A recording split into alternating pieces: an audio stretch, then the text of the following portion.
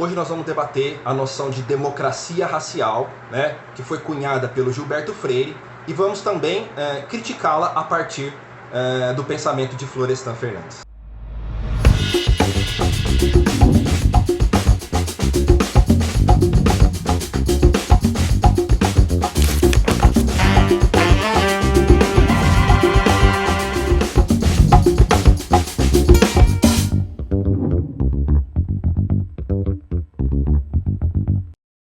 Bom, a gente precisa falar então primeiro do Gilberto Freire, um antropólogo pernambucano que nasceu em 1900 e morreu em 1987. E o Gilberto Freire, ele enfatiza o aspecto positivo em relação à miscigenação, não só biológica, mas também, sobretudo, cultural. É dele o conceito ou a noção então de democracia racial, embora o Freire não tenha usado este termo na sua principal obra, Casagrande e Senzala. E o que significa a democracia racial? Se a violência representou no primeiro momento da colonização a imposição dos valores culturais, sociais dos portugueses, posteriormente essa violência ela foi sendo apagada paulatinamente, de maneira muito lenta, a partir da miscigenação e da síntese entre as culturas que aqui existiam. Só para ficar claro, né, as três culturas, o europeu, branco, o indígena nativo e o escravizado negro, né? Embora os índios também tenham sido escravizados. Mas o que o Gilberto Freire defende? Começou a haver, então, com o passar do tempo, uma intensa troca de cultura, uma intensa troca de valores entre os povos que aqui se encontravam. Bom, ele inclusive chega a afirmar que a miscigenação continuada entre as três raças geraria uma meta-raça. E essa teoria passou a ser fonte de orgulho nacional para o Brasil, né? Nós somos então o povo pacífico, o povo das cores, o povo das misturas, o povo que aceita as diferenças. Se a gente então comparasse, por exemplo, com outros países, Estados Unidos, que estava vivendo uma espécie de apartheid, nós éramos então o povo pacífico, o povo que aceitava de fato as diferenças sociais e raciais. Bom, é evidente que vários intelectuais criticaram com veemência a teoria da democracia racial, sobretudo Florestan Fernandes. O Florestan diz que o conceito de democracia racial é um mito.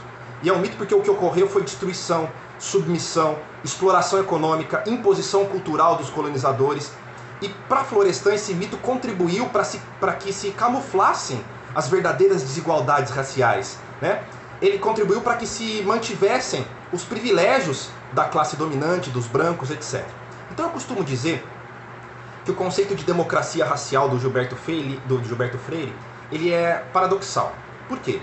Ao mesmo tempo que ele é fundamental para desconstruir a noção científica, entre aspas, né, de superioridade racial, que predominava no final do século XIX e início do século XX, sobretudo com Nina Rodrigues, com o darwinismo social, porque acreditava-se que existia uma ciência por trás da superioridade da raça branca, né?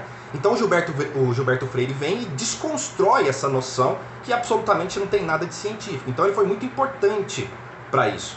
Só que por outro lado, a noção de democracia racial, ela pode camuflar os abismos raciais e sociais existentes no país. Foi exatamente isso que criticou o Florestan Fernandes, né? Porque para o Florestan não houve um caráter pacífico e integrador, né, no processo de miscigenação defendido pelo Freire.